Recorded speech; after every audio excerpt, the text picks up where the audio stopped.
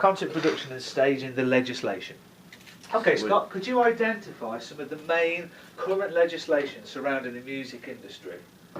So we're going to look at the Protection Act, or was it the Noise at Work Regulations 2006, which is stating what the employers must provide for the employees, is a way of putting it. Yeah.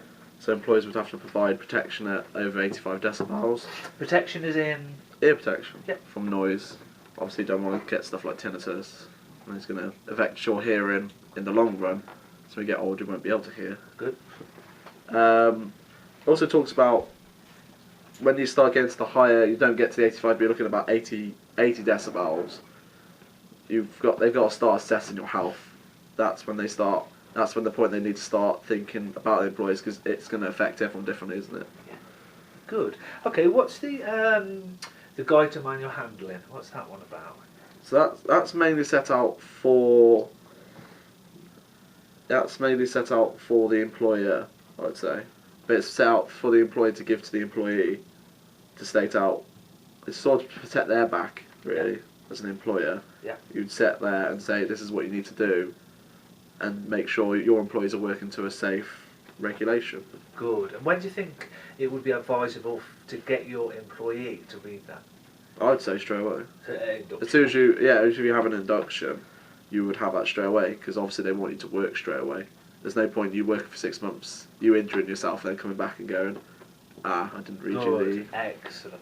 Okay, what about if you were going to organise a live music event, maybe a festival, something like that? Where would you go for information?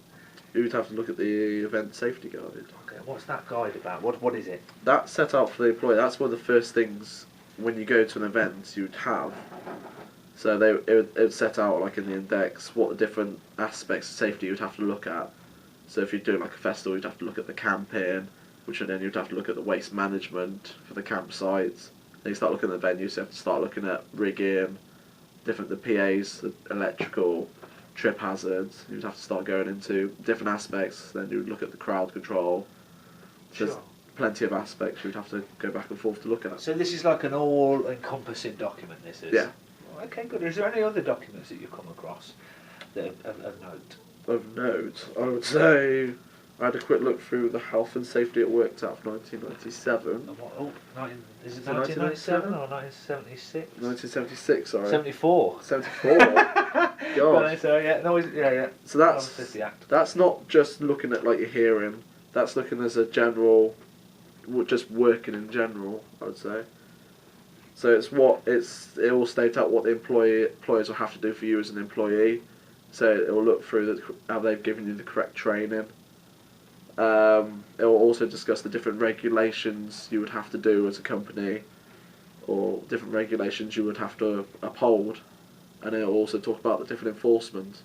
So if you look at a live venue, you would have a health and safety officer there checking you are doing the correct, all health and safety is taken care of, so they're going to check for trip hazards. Stuff is securely fastened, I'd say. If you were like rigging. And create what? What's it called? A safe working environment. Definitely, that's a valid thing to say, yeah, but what's that thing that they walk around with? Something assessment. Risk assessment. Risk assessment. And very briefly, what's a risk assessment?